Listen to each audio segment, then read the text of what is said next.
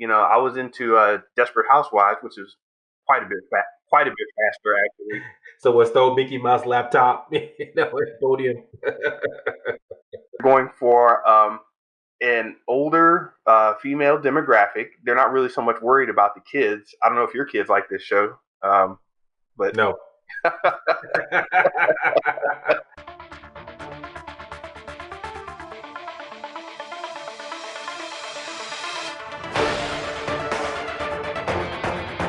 Hey everyone, welcome to Show versus Business, your weekly take on pop culture from two different perspectives.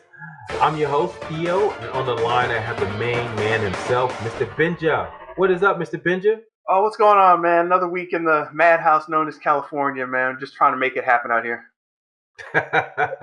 California is always madhouse. I grew up out there. I understand that, but here in sleepy Florida, it has its own madhouse certain ways. So today I'm a Tampa Bay Bucks fan, so we're going to the Super Bowl and we'll host the Super Bowl. So thank you very much. Thank you very much. We're excited. We're excited here. But yeah, so this has been an exciting week for me as well. But I think we have a huge slate of things to talk about today. I think one of the things to talk about is some of the changes that's going on in Disneyland with annual pass holders. I think that's got people up in arms. We'll also talk a little bit about WandaVision, the latest episode, and where it's going. And then finally, we kind of end up with hashtag streaming wars, right? Netflix versus everybody else. Netflix announced 200 million subscribers, and so that put everybody up in arms. So Mr. Benja, what do you think about this Disneyland? Right, this news that came out this week about Disneyland having no more annual pass holders due to COVID-19. So I'm not like super into the Disney scene, but a lot of my friends are, and they all just went nuts over this. So I had to figure out, okay, what's going on here? You can't be an annual uh, pass holder anymore. Is that just that terrible?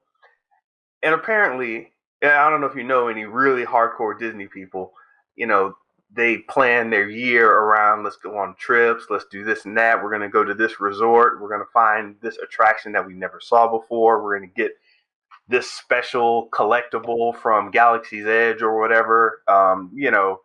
There's so much into it you wouldn't believe. And if you don't believe me, just search online for Disney forums and whatnot. But basically, they're punching the real hardcore fans who are really about this, pass holder life in the gut, saying basically times have changed. We're going to get rid of all your plans, and you're going to have to start from scratch, sign up to a new program, all your old discounts, and people. It's kind of messy, man. People are upset. No, I get it. I get it. I've done some pass holder as well, but here in Disney World, definitely I can see why. I mean, you used to go on it, you used to a certain, level of lifestyle. I think there was a comedian, Chris Rock, has said it's hard for men or anybody to go backwards in lifestyle, right? And so I think you were used to a certain privilege at Disneyland or Disney World, and they take it away from you like this. Yeah, I'll be upset too. So you got folks out here, I guess they're going to storm the Capitol. Is that what they're talking about? Is that what we're about now? Storm the Magic Kingdom. Mickey Mouse is going to be, pissed off. So what stole Mickey Mouse laptop? Podium. Oh, that's comedy. Oh man, so yeah, no, well, more to come on that. I think Disney is going through a lot of interesting things, but ultimately their stock is up. I mean, Disney's such a brand now. I think they're going to be around for a while, so we'll see more of that. Well, speaking of Disney, Disney Plus new show WandaVision, they had their third episode that premiered on Friday. So Ben, what do you think? What do you think of it? Well, it's interesting that you segue over into this because I'm not trying to stay on that topic, but the fact that they were so invested in when we talked about this in a previous episode, Disney was so invested in the physical experience, and then the pandemic hits, and they're like, okay, well, everything's Disney Plus now. You get a Disney Plus show. You get a Disney Plus show. You get a Disney Plus show. So this is the part of the ramifications of that. Let's put all our heavy eggs into this one big basket of Disney Plus, and really go forward. So, they're using WandaVision now. To your question, they're using WandaVision as the jump off point. This is curious on a couple levels. Um, it's it's a show that, and we've talked about this a little bit before, but the magic keeps on expanding here. They're really using this as a jump off point for the rest of the MCU, and it's I don't want to say a gamble because Feige really knows what he's doing, but it's a gamble because we're really in uncharted territory. And if you want to talk about forcing a style on your fans, well, we only have to look back to Star Wars to see how that has worked. Not well, not well as you can imagine. But well, yeah. To your point originally, I think yeah, Disney having the effect of moving the annual pass holders, right, and then obviously that was due to COVID-19. A matter of fact, the CEO, who came from parks, right, and so now that's gone at Parks and Experiences, and so now everything's going to streaming services. So WandaVision is the cornerstone of that, and all these other shows. So WandaVision, this episode 3 is now launched, or WandaVision, the show is launched, and this episode 3 just released. And I think, I'd be fair, I think I have mixed feelings about it. I mean, as a show, we'll talk a little bit about the debate topic this week, but the show itself, I think, quite frankly, it's a little too slow in my book, right? I mean, for a weekly streaming service, especially after coming off The Mandalorian, which was hitting fire those last 6 weeks, right? Just straight fireballs. Here we got, a show that is really more of a page turn, slow burn, right? And I think that maybe fit a better a binge mode, right, where you can kind of get into a little bit faster, because the weekly thing is drawing things out too much for me, right? And I don't know how much we want to get to spoiler territory here, but well, we'll probably talk a little bit about spoilers, right? There's Going. nothing to spoil, but I'll. Well, let's stay there for a little bit. We haven't burned too much time here, so let's hang out there for a little bit. So, um, the question is that's kind of in everyone's mind in this phase, this new era. Like, is Wanda basically going to be the new Iron Man? And that's not necessarily a tall order, um, because you if you think about it, you've expanded the audience this much, and you've gotten people on board for all this time. It's like, what do you do next to really break that next mold?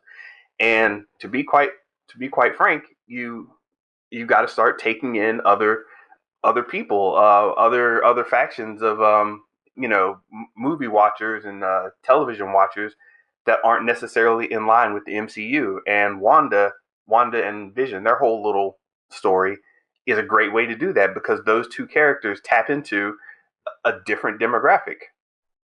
No. So are you trying to say Wanda is the new Iron Man? Is that what you're trying to say? Um, in a way, yes.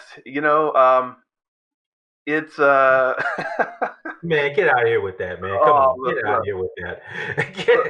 That is I crazy. understand that WandaVision is a slow burn and that it's a totally different pace. But if you go and look at the show card, like when you log into Disney Plus and you go to every one of their different shows on for Marvel, it will tell you, hey, here's Iron Man. It's superhero, it's action adventure, it's whatever.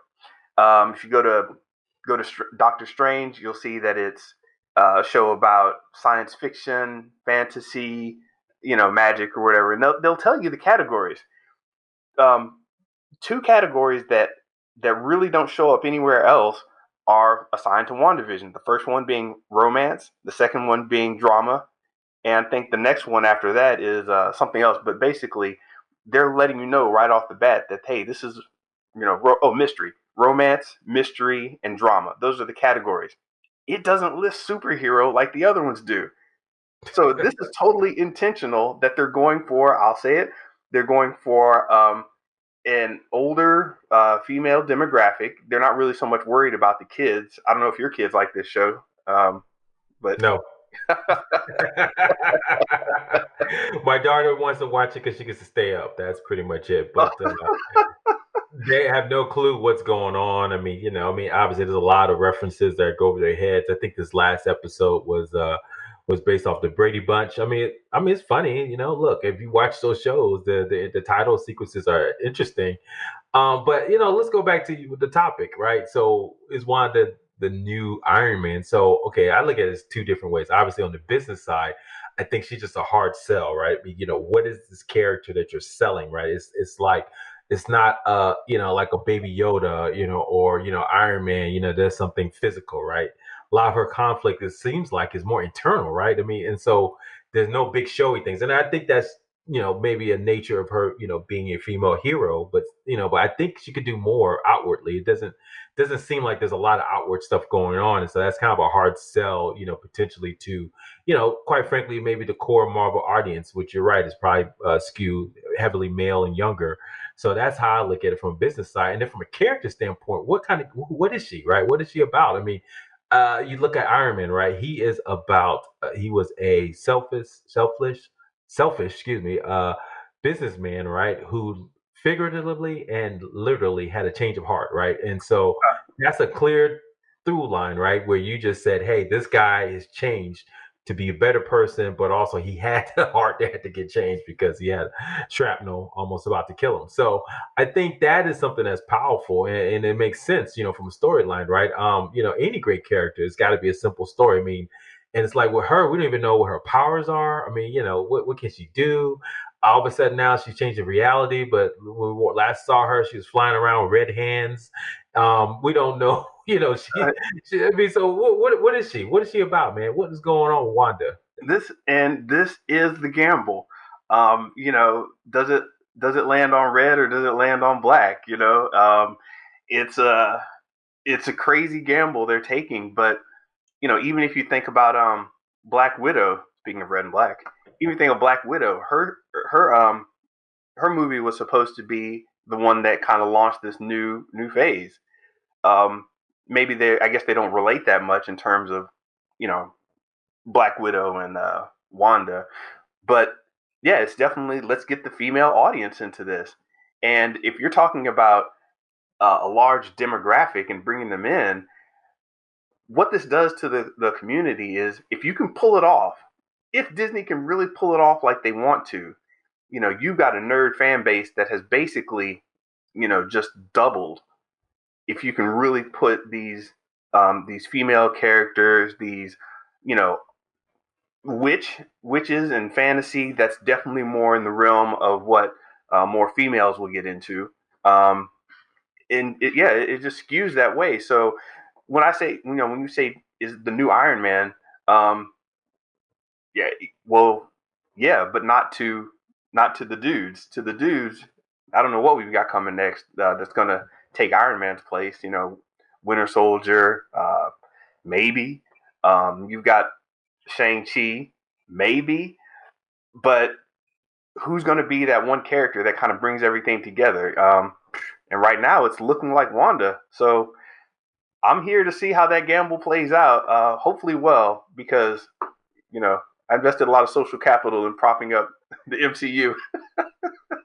I think we all have. How many hours is spent watching these shows, right? To kind of see where all this is going. But it's kind of interesting. You bring up Black Widow, so obviously we're still in the midst of this pandemic. No one knows when movies are going to come back in full force.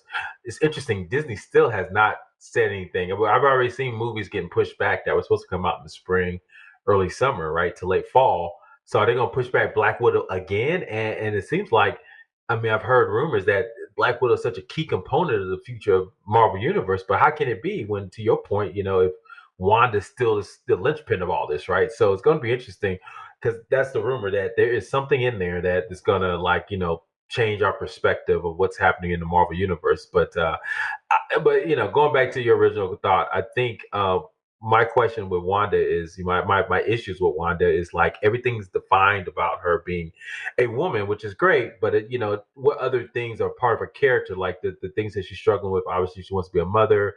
Obviously, she's trying to understand things. I want to understand more about like what's driving her, and I guess we're kind of getting that a little bit in this show, but it's still kind of unknown. And maybe to your point, maybe I just gotta give the show more breathing room to kind of get a sense of where it's all going. And maybe, you know, episode, 10, I was like, oh yeah, that makes sense. But it's Like, like, hey, it's a 9 episode season. exactly, exactly. But it's like, exactly. Good point. Episode 10, I'm going to, everything makes sense, right? But it's like the Netflix problem, right? It doesn't get good till you get to episode 4, right? It's like, dude, I don't got time to wait to know damn episode 4, man. Let's get to the story that's compelling and interesting. And so, and I think it does lack that. I mean, so if we want to talk a little bit about this last episode, I think we're both talking about it before the show a little bit. It's like, why is it drawing out this grand mystery, right? I mean, I get it, but it does seem like we kind of know that something's not right. I mean, they're kind of hinting at it, but it's like it's like piecemeal. It's like, dude, why we gotta wait till like episode 7 before everything starts to reveal to do a flashback and we find out how she created something to make this this interesting concept. And to me, it's like, dude, just get with the story, man. It's like, I mean, I want to be excited about what's going to happen next, right? So, I mean, what are your thoughts on that? I mean, I'm just kind of, blown away. I mean, I guess I'm going to watch it, but it's kind of like it's like a chore. It's not like like excitement, if that makes sense, to watch it week to week. Well, week to week, what are you gonna do? Unsubscribe and then miss something?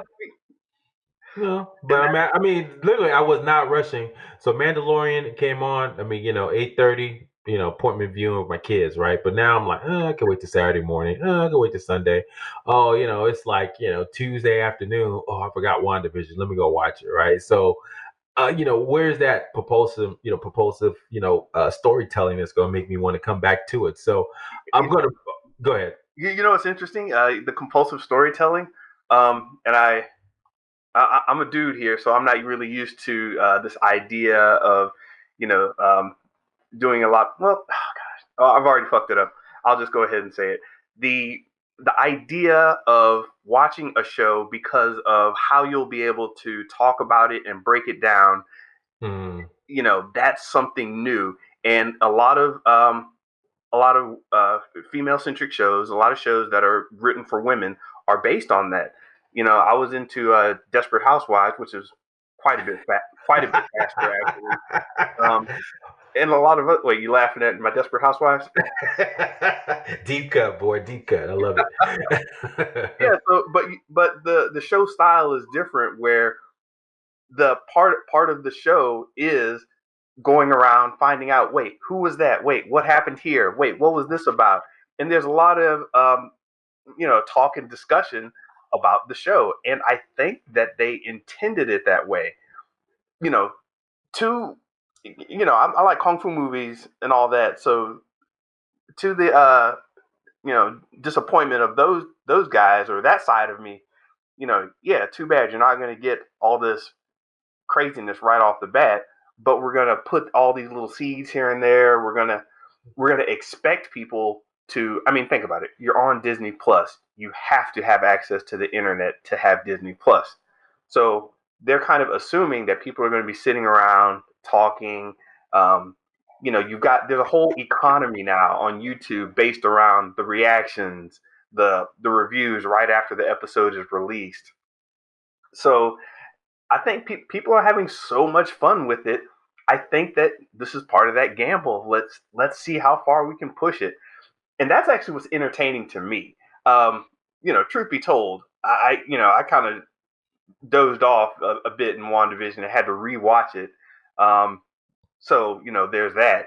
But it's definitely fun to jump in the forum, see what people are talking about, see what people noticed or didn't notice, and to the whole category of romance, mystery, and drama, it's hitting on those parts of the community way different, and that's fascinating to me. No, so you bring up a good point. It seems like now we're in a situation where uh our pop culture viewing habit, there's two tracks, right? There's the show itself, right? And it's very similar in sports world. I mean, everything is very similar like this, where it's like there's two tracks. There's like what happened on the show, what happened in the game, right? He missed the interception, or she kissed the guy, or something happened. And then there's the conversation about the show, about the game, right? It's like, well, Tom Brady didn't do that. Why didn't he do that? And is he going to get a new contract extension?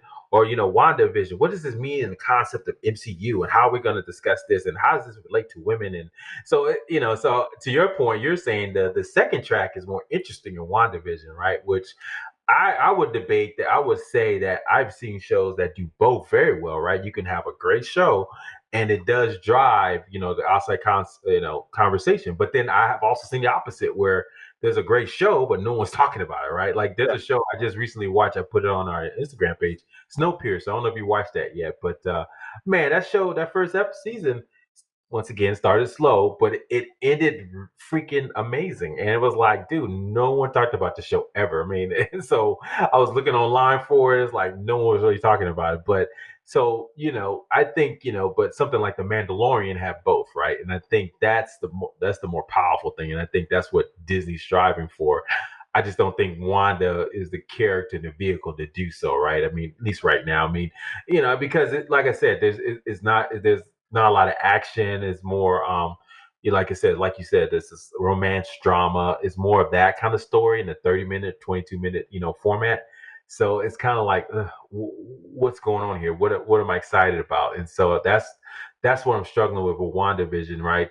I get what you're saying, the greater concept. I mean, look, this is the second episode we're talking about it. So the second track makes sense, right? We are talking about it, and it's interesting to debate that. But the show itself, I mean, sure, you know. Yeah. It's just it's just wildly fascinating to me because, as I said, this is the MCU, and we haven't had any content from them in what, a year, um, Oh yeah, a solid year, and everybody's been waiting, biting their fingernails, just kind of rocking back and forth in their hands, waiting on something, and then suddenly it's like, wait, yeah, whoa, yeah. So It's a flex. It's a flex. Let's be honest. I mean, I think. I mean, look, everything they've done has been a flex in some way. Iron Man. He to us, for the growing up, Iron Man was some C character, right? I mean, we knew about him, but it wasn't like he was this great character we wanted to catch up with. And they launched MC because that's all they had. And guess what? It blew our perception. I, Iron Man, Thor, and Captain America. when I heard Iron Man was coming out, I was like, what? That Herb? F that dude, man. F that guy. dude, dude, the herb. Man, the only thing I do about him is he's a drunk, man. That's all I do about him, right? He had a suit. And it was like, dude, okay, cool, but they made, I mean, legitimate. I never forget seeing 2008, seeing Iron Man. I was like blown away. I said, this thing is awesome. I watched it like twice, right, at the movie theater because it was that good. So, Did they and then they did, go ahead. did they flip you with Guardians of the Galaxy? Were you expecting that? Well, that too. Well, I mean, they did it over and over again. It was like they always, to your point. So Wanda's kind of part of the culture, right? Let's be honest, is baked into the cake, right? This is what they do, right? They took Iron Man, they took Thor, like they made Thor halfway decent. I mean, Dark World. I mean, there's some people who ride or die for Dark World, right? But Thor 2, Dark World, right? I mean, that was crazy. But Thor 1, I mean, they literally went there. I was like, okay, well, how's this gonna go, right? This dude is riding on the rainbow, right, to get to his home world, and I was like, are they gonna do this? Are they legitimately gonna do this? And they did it, and they did. They didn't For even those who smile. who haven't read the comics, the writing on the rainbow. He rode the rainbow, dude. He So rode that rainbow, man, all the way home, man. It was like, dude, they're really gonna show this. I mean, I was like amazed, So, and Cap, so I was like, dude, they did that, and so, and what was Captain the other America thing? was a fucking nerd Yeah, too, man. Captain America was a corny, old dude. No one wanted to talk about him, but like I've got a great appreciation for him. I mean, like I didn't understand the character. Maybe that's what it was, and I guess maybe some characters you probably don't get until you get older anyway. I think Captain America is one of those characters, right? It's like this thing of responsibility, duty, right? Never giving up is like, okay, that makes sense now. But when you're growing up, that's corny, man. I don't want to hear that crap. I want to have fun. I want to be Spider-Man or Superman. He just punches people, right? And he does the right thing, but it's like he still punches people and has is super powerful. Yeah, So, but and Batman, he just he's Batman. So but Captain America was never one of those like, and then I think it's because his name too. It's like sounds like a herb, right? Captain America. It's like, dude, what are you doing here, man? Get out of the club, man. Why are you at the house party, dude? So anyway, and then like you said, going back to your original thought, Guardians of the Galaxy, yeah, that was the deep cut, and they made that work. So to your point, they could make WandaVision work too, because they've done it before. It's not like they haven't, right? Yeah. As I said, I'm a little frustrated with it, but I've been frustrated at every step of the way and happily, rewarded later on. So I don't know if anybody else has any ideas on, where they think this is going or whatever. Hit us on Twitter, Instagram, Show versus Business. You'll find us. Definitely, definitely. So let's move on to another streaming service that has some great news this week. Netflix. Netflix ended last year with more than 200 million subscribers. That's the most of any streaming service out there. And they also said that they will be profitable by the end of by next year, and so they will no longer need any debt to create new content. I think at the beginning they had borrowed around $16 billion to build up their chest of new content, original content. And so this is amazing. This is a huge milestone, and this is crazy because they showed that you can be profitable only when you get to about 200 million subscribers, right? Basically, people paying on a monthly basis, and Netflix has done it. Uh, but I think one of the things that I think Ben you sent me right this week was that sure Netflix is growing tremendously. Obviously, these other streaming services are doing great too. But Deloitte, this is a consulting group, they did a survey of about 1,100 people back in October, and they said nearly 50% of people canceled at least one of their streaming services in the last 6 months. And they said this is a dramatic increase to previously surveys that they did. And so it basic question is like people are watching these shows, right? And they're getting excited about it, but then after they watch it, they cancel, right? And they move on to something else. And like you said, this cancel culture has moved into like canceling streaming services. So I guess it brings up a question, our debate question for today around Netflix. We did see because of their news, their stock went to all time highs. I think it was like 591, which is the highest it's ever been. I mean, I think it jumped like 20%, like 10% in that day they announced the 200 subscribers. So what do you think with Netflix, getting competition, all these different streaming services, and then also it's these people are canceling services left and right. Do you think Netflix can maintain its lead over the next 5 years? Uh, man, I love Netflix for some good and shitty shows, man. Um, and but I really wonder with like all these licenses, I'll cancel a streaming service at the drop of a hat. You know, I'll drop those fools and just jump on the next thing to watch whatever I need to watch on that service. So their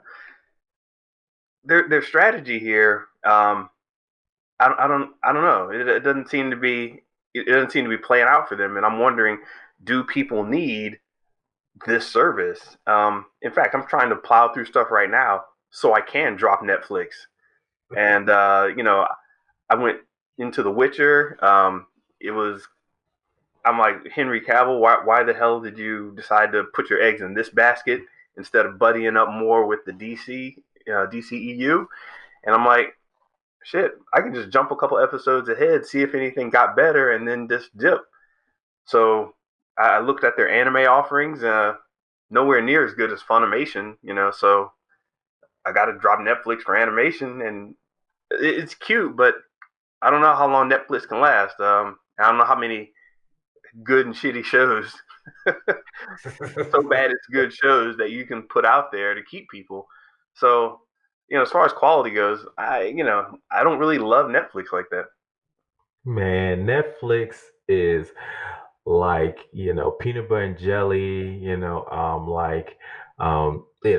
apple pie. It's as American as you can get, and it's not going anywhere, man. I think, they've built up such a lead. Not only were they, kind of created this model, right, this streaming model, but they've innovated so fast and furious with their recommendation engine and all that. So whenever you go to Netflix, right, you're like, oh, what's this new shows? And they kind of give you all these new shows that's interesting, innovative.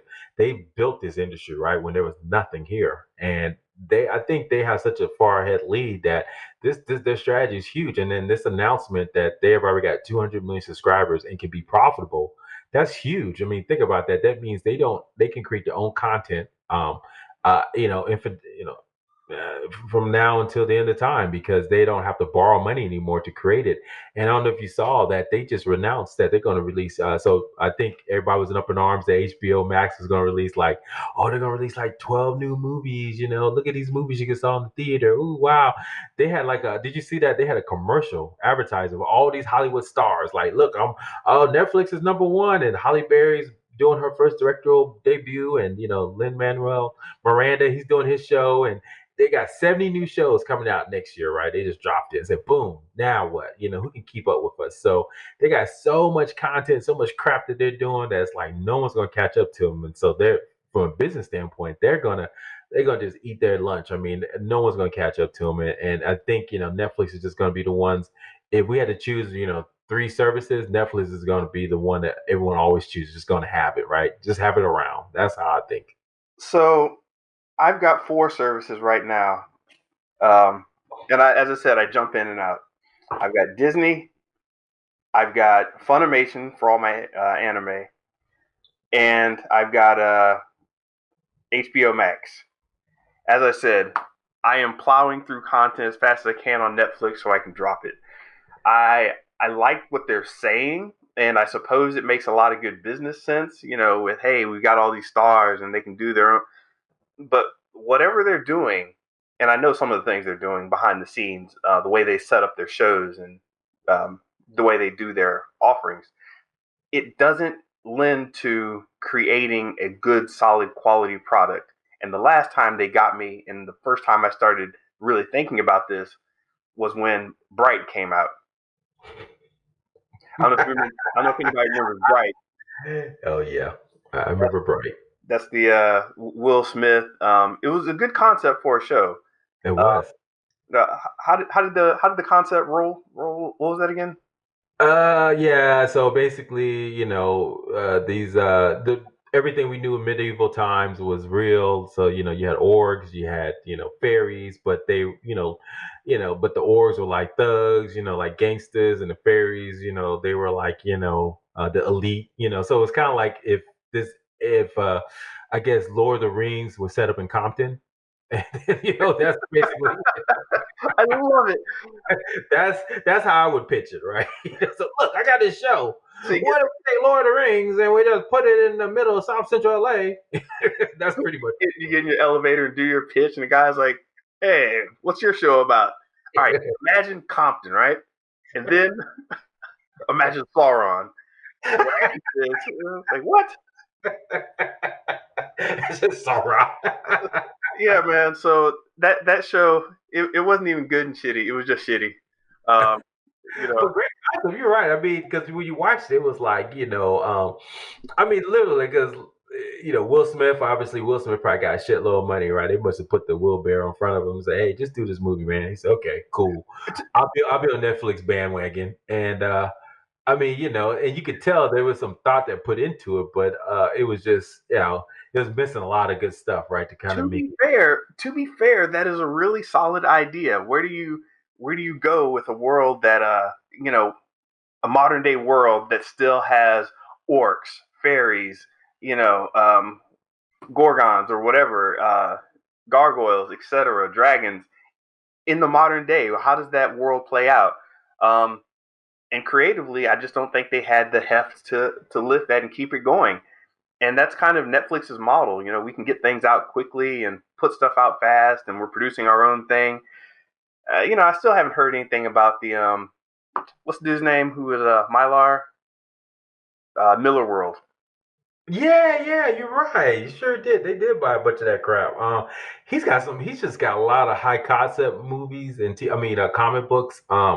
It's interesting concepts. I think he had one. I forgot the name of it, but it was like, what if Batman was a bad guy, and so basically he would go around killing everybody, but no one could stop him because he was always 20 steps ahead of everybody. It was like, okay, sure. So, but but yeah, you're right. Whatever happened to that? I don't think that panned out for him. So to put a side note on that, everybody, Mark Millar was a guy who has had a great streak of interesting concepts, ideas. A lot of it's come to fruition in comics. There's been some TV business, I believe, and a couple movie offerings. There was the one show with Angelina Jolie. Uh, you, you know him from Fantastic Civil War, Kingsman, The Secret Service, Wanted. That was the one with Angelina Jolie. Yeah, yeah, Kick Ass is another famous one. So that's this right. guy was out there supposed to be doing things, and they brought him over to Netflix. And something happened where he got caught up in the Netflix gears, and next thing you know, it becomes a kind of a shitty product again. Good point. I mean, I think Netflix quality could be better desired, right? To your point. I mean, it doesn't bode well when I think they release a new feature where you can fast forward or speed up the Oh, I show love when you watch it. When you just got you watch it 2x time, like, why are you putting this in there? Do you know that we fast forward through the boring parts because your algorithm is telling you that? And so, because literally, I've done that. I'm sure you have too, right? You're like, okay, this is the part where they're reconciling. Speed up, speed up, speed up. Okay, now we're back to the storyline I care about. And so I think that's not good for storytelling because it's like every part should make sense and you want to watch it. Boy, if I could watch The Witcher at 5x speed, I would. It's not a good show where you're just like, I can skip this episode. I think I can skip this Uh, episode. you know, I actually appreciate all the tech and the algorithms, and they put a lot of subtlety into what they've developed as a product, as a technical product. I mean, I have so many issues with Disney Plus, the way it operates. Funimation, you try to download stuff, it breaks. The quality settings, you change them and then they go back automatically. There's so many little problems, but as far as the quality of just hitting play and watching something, man, that's overriding everything for me right now. And I don't know, you guys got to suggest some more things for me to watch on Netflix because at this schedule with the 2x speed, I'll be finished with Netflix in a couple weeks. Netflix, all of Netflix in a couple of weeks. I got it playing in the background right now, just running through shows 16x, 16x. with the subtitles on. I love it, Yeah. man. No, you bring up a great point because you're right. I mean, I think Netflix has spoiled us because they were the first one. I'll be honest with you, I was really impressed when HBO, even before they were HBO Max, they had a great, nice user experience. I don't know if you remember it, what came up and then, like all the pictures of all the different shows, and you just clicked on the show and it popped up. To me, I thought that was a good user experience. But Netflix by far has been, on the forefront. So it's like I think I have a CBS, which All Access, which is now going to be called Paramount Plus, and I've been trying to watch Star Trek, and like the experience, you're right, it's crappy. It's kind of like I'm trying to fast forward. I'm like, how do you fast forward, or how do you stop, or and then I stop, and it takes forever to load back up, and it's like, oh man, I forgot what to watch about, right? And so it's kind of like Netflix just makes that such a smooth process. Even Apple, the Apple TV bundle that I've been trying to watch, it's the same way. It's not as smooth as Netflix. I'm trying to think who has a smooth offering. I tried Peacock. That offering user experience was not as good either. I'm trying to think who was the other one. I mean, Prime is probably close enough. Prime, but I think they're more focused on movies more so than TV shows. But Amazon has a pretty good user experience, I think, when it comes to watching movies. Yeah, I do. I do like Prime, and I actually think Prime is. Forgot to mention I have Prime too. I think of that when I'm thinking about packages, but yeah, that's a service too. Um, I think they're interesting in the little technical bits that they're trying. Um, and Netflix, I don't know, maybe they can get in on this action too. But they've got the X-ray where you can see all the background information while you're watching your shows. And you know why, right?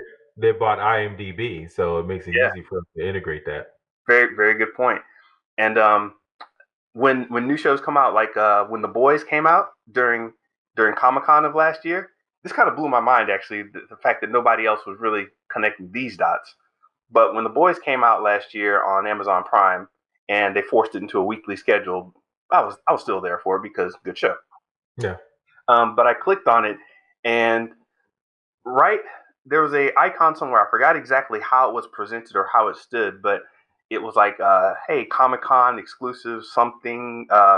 It wasn't Comic Con. I forgot how Amazon Prime explained it, the Prime Con or whatever crap they had going on.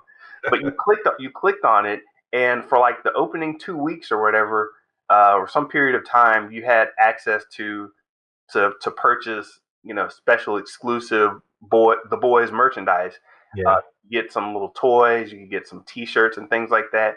And of course, hooking right into Amazon, I was like, "Holy shit, that's kind of badass!" Oh yeah. So they're testing out waters for a lot of stuff because they didn't advertise it. It was just kind of there, hidden off to the side. And unless you're somebody like me who's clicking around trying to find weird stuff, you wouldn't have found it. Mhm. So That's a gamer in you. That's the gamer in you, right? Trying to figure out how to break it. yeah, yeah, I'm gonna find me an Easter egg. Well, no, I agree. I mean, I think it was there the whole time. I would do X-ray while I was watching the boys, and it would pop up, and it was like always there, even when nothing was there from an X-ray standpoint in the during the show. So yeah, Amazon's definitely has got but really, are they selling shows, or are they using shows to sell more soap? It's kind of like which is which, right? They're like, hey, we just need some content. But I don't know. If people like it, cool.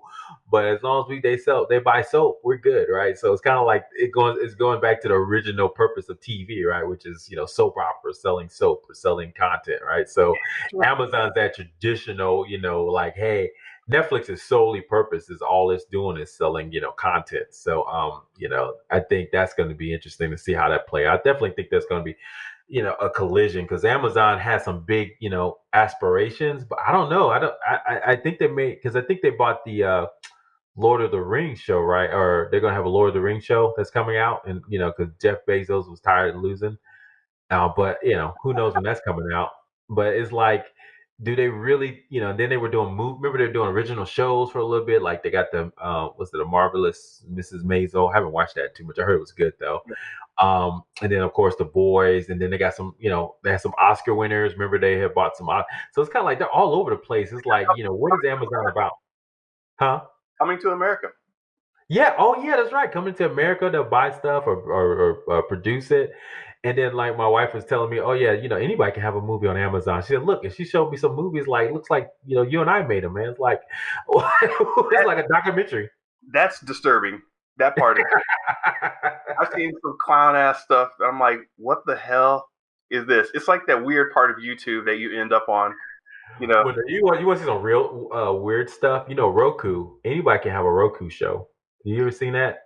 I no, mean, literally, yeah, that's on the level, man. It's like, yeah, you can like, I mean, you can, not too expensive. I did a little research into it. You can buy a Roku show, and you can have a little box. Because if you ever have a Roku, have you never played with Roku? Have you yet? no. Oh, Man, they have so many shows. so that's how Dame Dash got on. Probably. That's got to be how. I wonder if that's because he's got like his Dusko Poppington TV. Um, I don't know if you follow that at all, or know about it, but Dame Dash, legendary producer, um, move maker in the music industry. Basically, one of the things he did early on was created, a whole movie, radio kind of vibe with all of his acts. Because the thing was, you release an album, the album comes out and it does cool, it does okay. But if you bring a movie along with that, the movie brought along a substantial chunk of revenue over time because people are like, "Hey, Streets is watching. I've never seen that. Hey, this movie with Kanye West and Beanie Siegel. I've never seen that." So Mhm. he was tuned into that a long time ago and is putting out this Dusko Poppington TV thing. It's Mm. nothing you really want to go watch, but if you ever get caught up in one of his artists or properties, then you'll be like, "Oh wait, there's a place where I can watch, this mini series about Beanie Siegel's life. Yeah, well, I'll go check it out." So Yeah. it's an interesting side note there that people are playing with things and all over. Yeah. Well, like I said, I mean, that's kind of like, mom and pop shop, right, in the middle of, Arkansas, right, competing against Walmart. So Netflix is Walmart, these small Roku shows or those little mom and pop shops, right? When it comes to streaming, so Walmart's not going anywhere, and likewise Netflix is not going anywhere, right? Because of the lead they have, and we just talked about the technology lead. They've shown that they've done a great thing. You know, I think you're right. The quality and the product, the delivery of the product is great. The quality of the product itself, may be lacking a little bit, and so that's going to be the challenge for them long term. To your point, but the thing is, they have capital now, right? They don't have to borrow money, and if you borrow money, your balance sheet is messed up. Then it's harder for you to grow faster, right? Because you got to pay off debt, and so if they got capital coming out, they can expand a little bit rapidly and stuff like that. So that's kind of how I think that's how they're looking at it and say, look, we'll have enough cash, we can put enough, and we understand how to do it, right? At scale, we can put enough content. If we got 100 shows, if 99 of them are crappy, but you got this one like Queen's Gambit, we're good, right? Because people are going to sign up for that. All right, let me name me a franchise aside from Stranger Things that Netflix can bank on, like Disney can with their properties. The Witcher, even though it's not good to us, but it's IP. People love it. I mean, you're a gamer. It was a popular game series, right? I mean, they're gonna figure this out. They're gonna give it enough time. Okay, okay, Witcher. But after Stranger Things, I saw Stranger Things in Target, with their big display. So that's what made me stop and was like, oh, okay, maybe they could do something with their properties. But aside from that, Yeah, no, there's some other shows. We just don't watch them. We're not the demographic. What's it called? Frankie and Alice is like the older show with Jane Fonda and old actresses Jane Fonda and Lily Tomlin. They're like on their fifth season. People love it. I mean, so it's like that's doing well for them. Obviously they had Orange is the New Black. I was when the original series is over now, but that lasted for quite a while. Let's wait, see, that was a Netflix original. what's that? Orange is the New Black. Black. Yeah, yeah. Huh. Okay. You didn't know that? Where'd you see it? Or where have you seen it? Oh, I don't know. I just didn't think. I just don't didn't remember it as a Netflix original, but it totally is. You're right. Yeah, that and House of Cards were like their first two, and they both were bangers. Yeah, they were both bangers. People like, oh, this is Netflix has a shot. Even before they had something called Lilyhammer, that was trash, and then they had something that was what was it? Bitten. It was like that was trash too. Those are like two trash ones they did, like original shows, and no one gave them the time of day. Like Lilyhammer was with the guy from Sopranos. He played like some mafia guy that went to like some frozen tundra. It was like not good.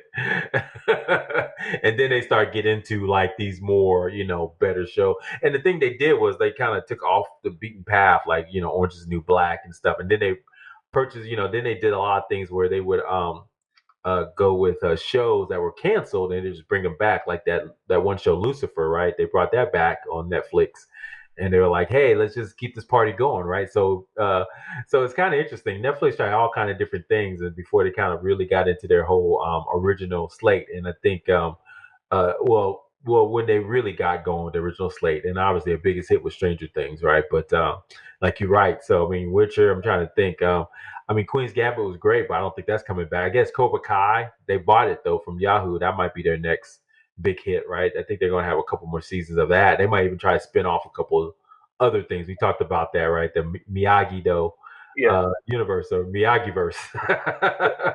So exactly, and this is there's another discussion happening that what is your franchise, what is this IP, what is this property you're creating. It doesn't just exist in that single slice of, well, hey, I watched 5 seasons of this. Even if you mentioned the Sopranos a while back, even the Sopranos, it's like you can get lunch boxes, jackets, people talking about it. It's kind of a thing that just lasts and it's extendable, and you can grow off of it. I think you could actually do that with Queen's Gambit. You had a lot of other chess players that had different stories and things. It sounds goofy, but it follows an anime sports Hmm. storyline pattern, Hmm. and those shows you could just keep doing different things with, and it's a lot of cool ways you can go with it. I mean, hell, you could start teaching kids chess again and make it exciting, but I don't know if Netflix has the the support system, the background to really build on these kinds of IPs. They could get it to work, but um, right now they've got like 4 weeks left. The I 4 weeks mean, of I'm sorry, Mr. not in Benja time. general, just in terms of my credit card. He didn't put it on the debit card, did you? Where you could just cancel it out. So, insufficient funds. It's over. I'm sorry, Netflix. I don't know what happened. Let me get my other one. Hold on a second. Click. Hello? Nah, I get it, man. I know, man. It's interesting. I mean, look, they have my money. I mean, like I said, I give I'm paying it, but they're also rising costs. They're increasing our pricing for Netflix, so it's gonna be interesting where it goes in the future. Right now, I mean, the stock is good. It's at all time highs. It's gonna be curious to see where this goes in the streaming wars. I mean, but one thing I've noticed though, even though there's so many different shows out there and stuff, the good content does bubble up. I mean, Queen's Gambit came out of nowhere. I mean, and it even surprises the folks that create it, right? They don't know what's going to be hot until it's hot, and so it's kind of like that's exciting to me because it's like it could come from anywhere, right? We could have a Roku show. That'd be great, or just like YouTube Red, right? Cobra Kai, right? Came Mm-hmm. out of YouTube Red, but so you don't know so good, good shows can be anywhere. So maybe we'll go dig into the crates of Roku and see what they got over there. There might be some Hey, hotness, right? the Nigerians kicking out that hotness, boy. Oh, really? Okay. Those karate films, and you know, people have been watching too much Goku in Nigeria, and they've got the special effects down crazy. It's funny. Oh, really? Yeah, you gotta give me some recommendations, man. Maybe on one podcast we'll get into anime. I'm so far on my anime, man. I know that's like people are That like is really big into it now. that is truly good and shitty. Is some of the stuff that's coming out of Nigeria, man. Um, Really? yeah, props to them for making these low budget situations just pop on the screen and make you happy that you're watching them. Like Yeah. it's low budget, but you love watching it. Interesting. Is it like is the animation style that they've done is like kind of trying to copy anime, or they're doing their own thing, or what's going on with them in Oh, they're Nigeria? doing their own thing, but it's like um, like in anime, you'll see a guy hit somebody 50 times in 1 second, and they'll speed up the punching and all that. Imagine, some Nigerian drug lord getting beat up by a neighborhood guy because he's got the speed fist or whatever. Mhm. It's really entertaining. Far more entertaining than something like Iron Fist, right? So Yeah, yeah, yeah, yeah.